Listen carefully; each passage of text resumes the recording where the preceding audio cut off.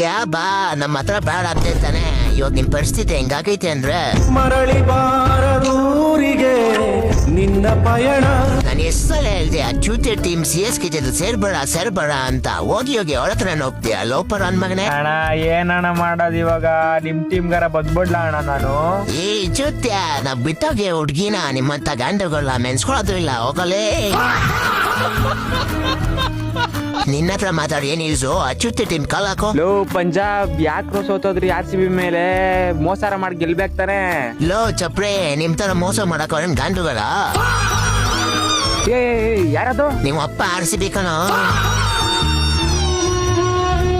ಲೇ ನೀವ್ ಆಡಿದ ಪಂಜಾಬ್ ಮೇಲೋ, ಪಂಜಾಬ್ ಗುಡ್ಸೋಲೇ.